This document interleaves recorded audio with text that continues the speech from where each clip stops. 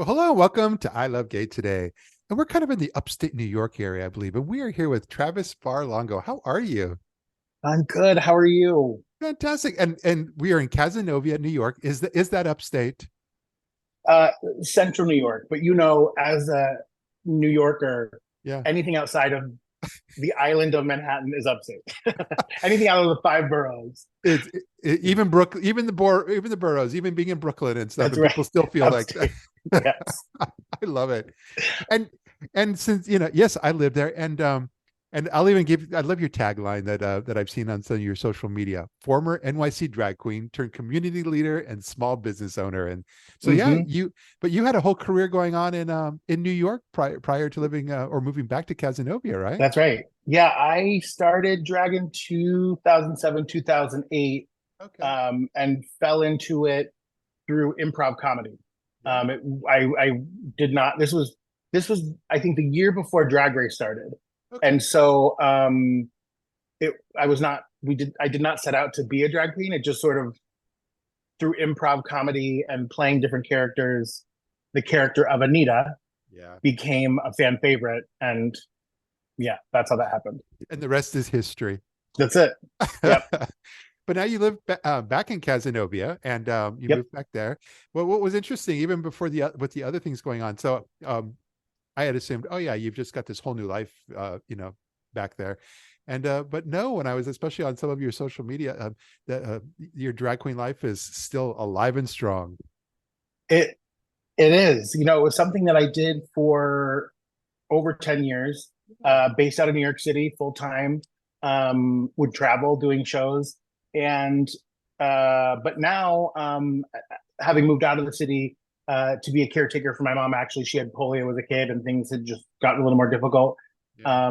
I now do it a handful of times out of the year for different charities. And I organize our town's Pride Festival. So I do it for that. And Yeah. Yeah. yeah. I love all that. And but your business there, and because that's one Hmm. component of what you're doing, but you've started this kind of modern day general store, and I will H Gray Supply Company, and I will say, as I was reading all about it and everything, I was thinking to myself, you're like channeling Schitt's Creek through all this. And then of Hmm. course, as I read through, I was like, I'm not the first one who thought that. No, everyone, and I don't know. So I get told a lot that I look like David from Schitt's Creek, Yep. and so I don't know if it's because I'm gay and own a store, or if it's because I look like him. I like to tell people when they say that to me, I say it's not because I'm gay; it's because of the town we're in. Yeah. It's like Schitt's Creek. Yeah. Yeah, a small, tiny. Yeah, But that's fantastic, and you've had that for a few years here. It was, I think you yeah. started. We're in our fourth year now. Okay. Yep, 2021 we opened, Yeah. and we expanded in 2022 into the space next door. And we actually we call ourselves a boutique department store because we have multiple categories to shop from in one location. Small batch makers, independent brands from all around the U.S. A focus on sustainability and just things that make you feel good. Yeah. I'm looking forward to popping in there. I don't live that far away, so You don't. You need to come. but Be our guest. my favorite part out of all this story is that, especially in today's day and age, with everything politically as crazy as it is, you decided to run for the local school board, Hmm. I did. and you won. Um, uh, yeah. So I grew up here, Yeah. and felt and probably was the only out gay kid at the time. This is the 90s. Yeah. And when it came up about this seat being available, one of my missions of the store, missions of Kaz Pride, is very community based, youth oriented, letting them know that no matter who they are, no matter where they come from or how they identify, that they're valued and they're seen. And I know what it's like, even as an adult now, especially in this community, to not necessarily feel that way. Yeah. So I thought, let me put my money where my mouth is, and I can't ask people to be an ally to me and step up and do good for me and the LGBTQ community if Yeah. I'm not doing that in return. And this is a one way that I thought I could do this. Yeah. I think it's great. I mean, personally, I think it's one of those things that in the future, I think we're all going to look back during this time. We're living in the middle of history right now, so we're not really sure how things are all going to lay out. But when we're all asking ourselves, "What did you do?" At least you'll be able to answer that very clearly. Is that, I see school boards on the news and the things that they go through, and I'm like, you Oh, jumped in right in the middle of it, and you decided to try to make a change. I don't want this to sound like I'm blowing myself up, but I don't really know another way to be. I think as LGBTQ people, we've always had to step up for ourselves in our community. And I know not everyone necessarily has the ability or personality or strength within themselves to do that. Yeah. But I have found that I'm a really good navigator of something my partner always says is that the community that we're in is very small, but my reach is large. Yeah. And so I have friends that are super conservative and I have friends that are super liberal. I believe I'm somebody that can bring everybody to the table Yeah. and have discussions with people. And I think that as long as we're not talking about taking rights away from people or erasing people's cultures, Yeah. then I can have a conversation with you, right? So if I can lend myself in that way to not only our LGBTQ community, but my community at large, why would I not do that? I think it also shows, like on one hand, we're kind of seeing how divided people are, especially through all media. And Mm-hmm. the news is always telling us one story, but in the reality of being on the ground, especially in a rural conservative place like where you're at, it really shows that the feelings people have about, I mean, they elected you knowing full on that you've had an Mm-hmm. entire drag queen career, and that didn't seem to stop them from voting you in. Well, I don't want to dismiss the hate Yeah. that came along with it. I went through a lot and still get it. Um, two flat tires 2 days in a row, super negative comments, someone filming my car in my back door of my business, seen doing that. We had to get new security systems in place. Oh, and there goes my light. Um, secure something a drag queen has to have is good lighting. so, um, so that was really difficult, especially seeing people in my community that know me. Yeah. Yeah. Um, that has been really hard for me to see people remain silent Yeah. when such terrible things are being said that are untrue. Um, and also, I had friends say to me, "Well, I love you, but I just don't think it's great for our kids." And I'm like, "Hold on. You bring them to me in the store on a weekly basis. Like, I've played with makeup with your kids.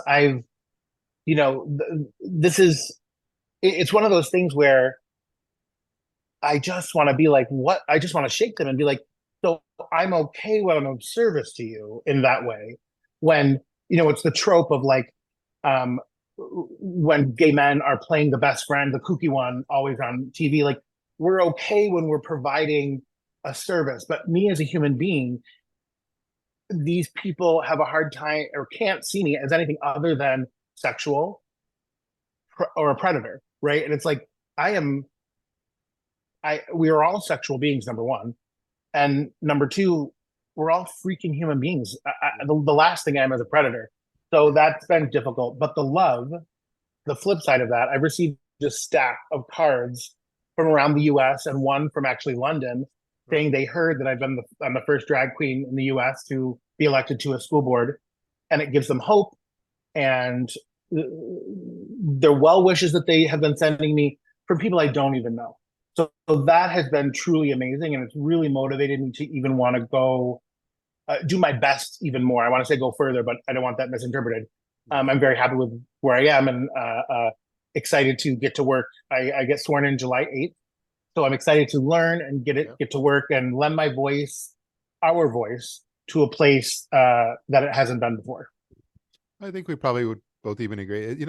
Everything all around this country, even around the world, it's an evolution. It's people are evolving at their own pace, and but a Mm-hmm. big, huge step is the education that folks like you provide, where you're just showing them who you are, and what you represent and what you do. And I think each one of those little tiny baby steps helps to change minds, change the world. And I think it's been happening for a while. And so that's why Yes. it's exciting. And it's wonderful to see what's happening with where you're at. But I think you're doing steps to even continue that evolution for some folks that just quite haven't got there yet. Thank you. Yeah, what I've been offering to people that come in and talk to me or write me, and their focus is the negative energy that we've been seeing. I look at that as a good thing, because the community that we're in is one of those safe communities where people leave their doors unlocked and their kids walk through town safely, and everyone knows everybody. And they didn't necessarily know that this was a problem. Yeah. So we've really seen people step up to, number one, speak up for what's right and the truth, and educate, and provide thoughts to people that don't understand. I have a friend that is Christian, and I love her to death. And she made a video in my defense for all the hate that was coming out on social media. And I was so proud of her for how she did it. And through that has come conversation with somebody who is super closed-minded. And her and this person got together and sat down and had a conversation.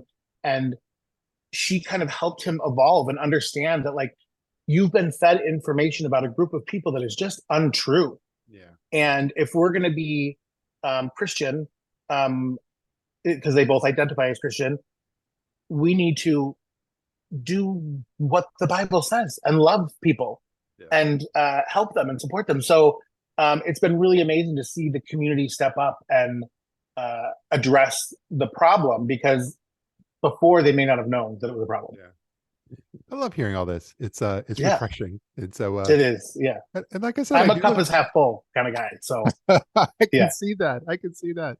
And I do look forward to we go on road trips. We went through Finger Lakes and different areas of New York from here. And I do look forward to steering my husband's road trip directions a little bit more towards Cazenovia next time. I would love just to meet you and see the town. You'll love it. You guys have a Pride Festival of all things. So, how could you not?